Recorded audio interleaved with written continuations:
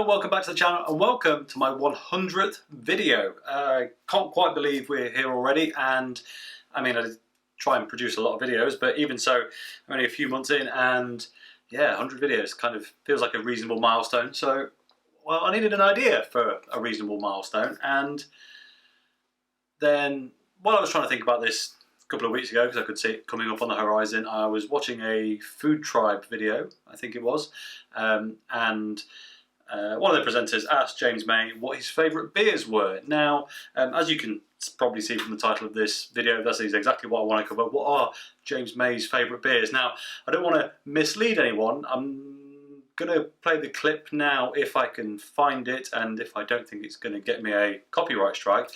But in case we don't, basically, he was asked, what are your favourite beers? And he responded with, well, what I've got in right now are X, Y, and Z.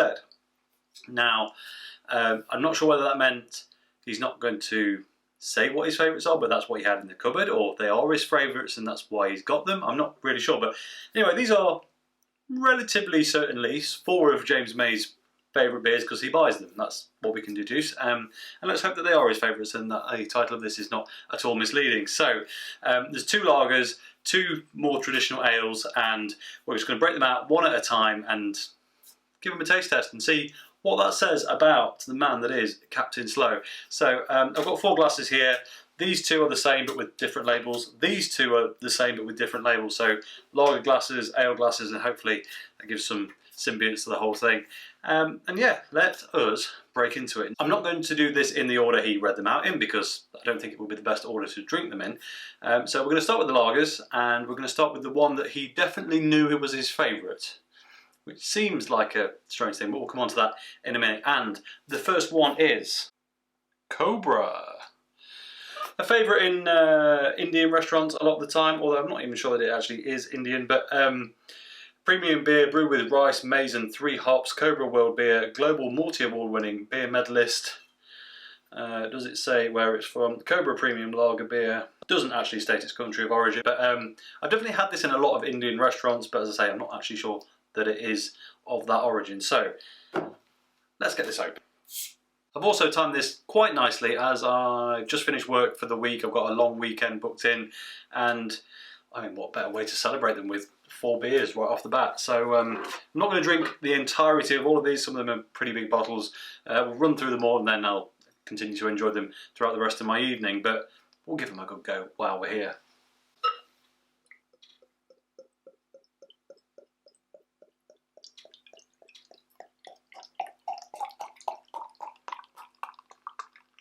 That is a pretty nice pour. I think James may be pretty annoyed that I'm not using beer mats, so we had better do, haven't we?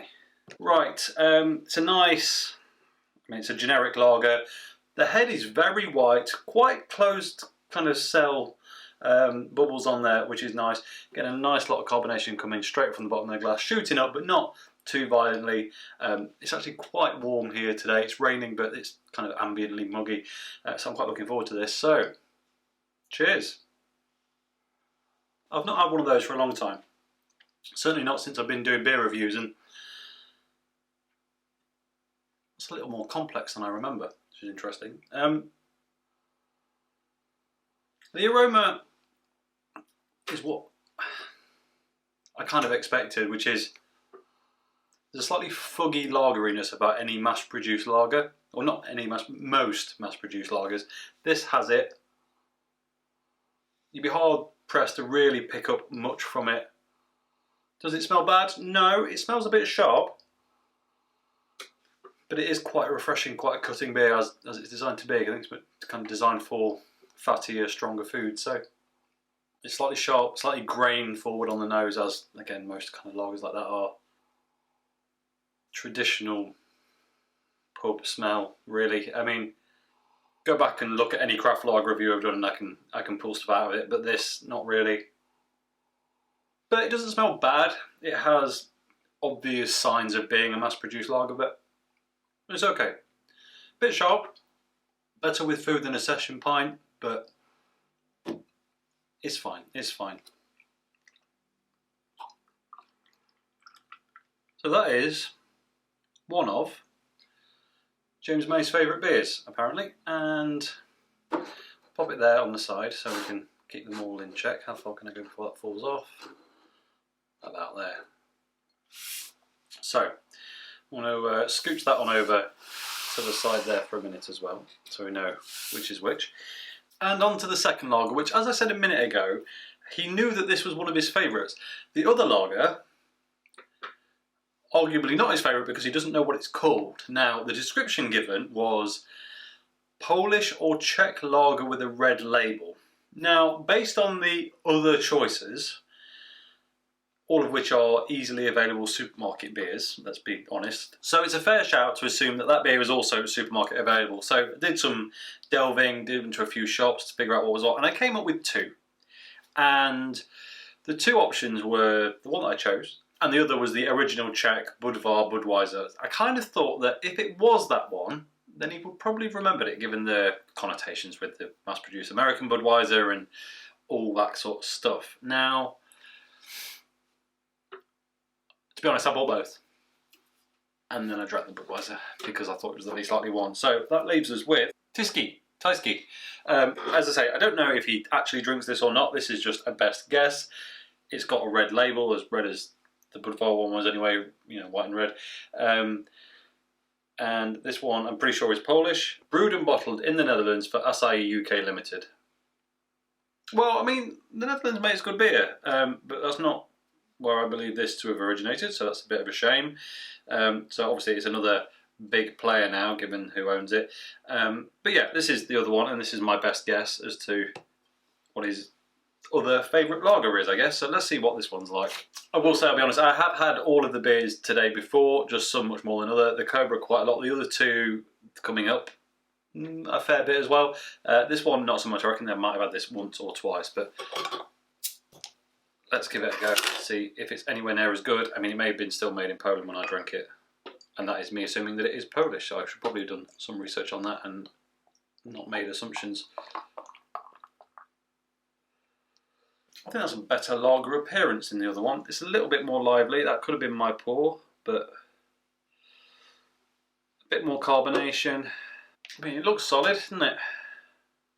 Also very closed bubble head, loads more carbonation in that. You see it running up. Annoyingly, I've just gained a bit of a snuffle, which is no good for testing beers, but instantly that smells a bit maltier. It has the foggy lagerness about it, but I don't think quite as much. That's smoother, but more metallic. The aroma, actually, I think now that's settled down, that's probably winning on the aroma. The aroma on this is less, a bit less foggy, a bit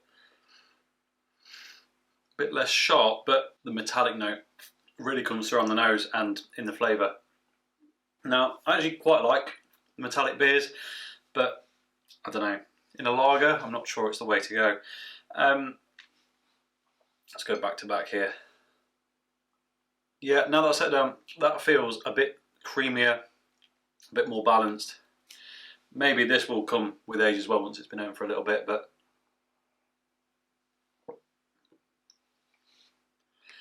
whilst initially not as sharp as that one, it is maltier, but I don't know, lacking depth in some other ways, I think. Feels a bit thinner as well. So let's top that off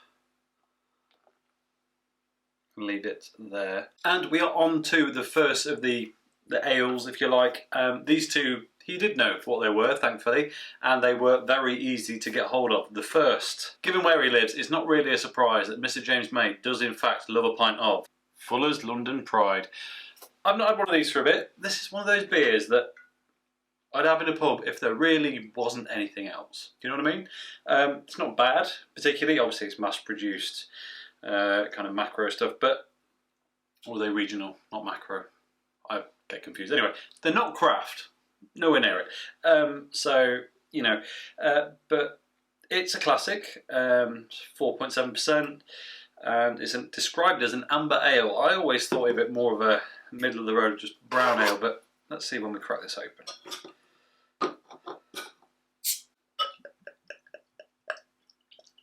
Yeah, definitely not that dark, although as this gets into the glass,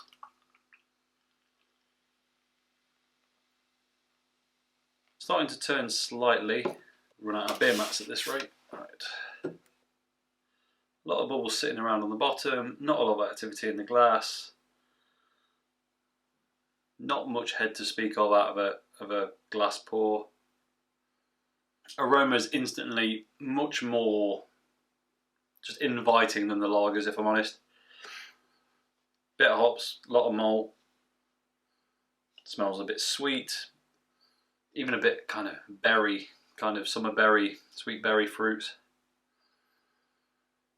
Yeah, looking forward to this one. Cheers. And everything I said about the aroma kind of comes true on the flavour. It's got a bit of a cloying, sticky aftertaste, but that's really not a bad beer. Not bad at all. Got a lot of. It's not perfect by any means. I mean, I could slate a lot of things about it, but as a package, I could happily drink a couple of them. Probably couldn't session this all night, but a couple of them. Starting to get a bit of a caramel lick on the flavour now. The berries are still there. It's malty, a little bit hoppy. Yeah, it's just a classic beer profile. And let's be honest, James May is a classic man. So I expected nothing less. Now, I'm going to push this to the side a minute because I don't want to drink too much of any of them before we can come back to the end and kind of pick a favourite and see what the whole collection really says about Captain Slow. And lastly, another classic ale, another one easily available in supermarkets and around pubs around the whole of the UK. And this is one that I think is a bit of a Marmite beer. I've heard a lot of people tell me they hate it. And it's not pale, it's on the paler side of the mid-ground, if you like. Amber, as this describes, is also how this beer is described. But I think it is a bit paler than that. But I really like this one. And traditional pales aren't really my bag. It's not. I mean, it's definitely not pale. But I'm rambling. I drank 3 bits of beer very quickly and shouldn't have. So the final entrant for James May's favourite beers is good old Sharp's Doom Bar. From Cornwall, this one, I believe, balanced and moorish. I mean, I really like it. You can tell in the light this is just not that deeper colour of a beer. But we've even got tasting notes on this one, which will be interesting to get into. But yeah, let's crack it open.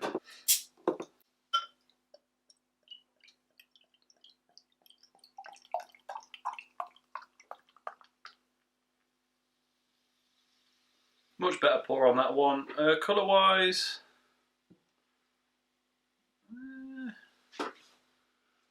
it's about the same as the London Pride, really. There's not a whole lot in it. The clarity's a bit better in this, though. Interesting fact about Doom Bar, I once tried to balance a pint of it on top of some playing card towers because I don't know why. And I know what you're thinking, I know why, because you had too much to drink, and no, it was my second pint, and then I lost it, and then I had to go and change my trousers. Cool story. But nonetheless, I do enjoy a pint of this from time to time. Now, this Snuffly Nose really couldn't have come at a worse time, could it, for this video, but hey. It's bright. It's not fuggy at all. I think we're kind of getting gradually cleaner as we go along this line here. Touch more floral possibly than the London Pride. And it smells a bit more like a proper bitter. Right, cheers. Yeah, I do really like this beer. I have to say, it's one of those that's just... It's nothing special, it's nothing fancy, but it's so well-rounded that I just really like it.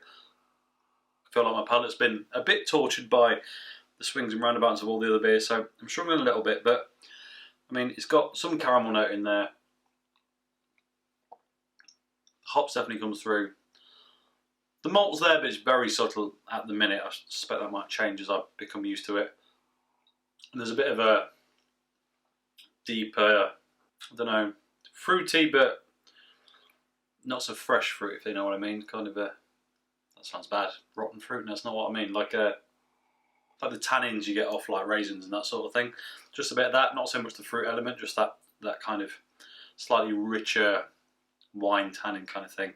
But yeah, that's really good. Right, I'm going to take a quick look at the tasting notes on this one. It says aroma, spicy, resinous, hop, sweet, roasted malts. Yeah, fair enough. Taste is balanced, succulent, dried fruit, light roasted malt. Okay, so they do think dried fruit. I don't know about succulent dried fruit. I kind of get the tannins, not the rest of it. Finish, moreish, subtle, and bitterness. I wonder if the floral bit was actually meant to be the fruit bit, but yeah, okay.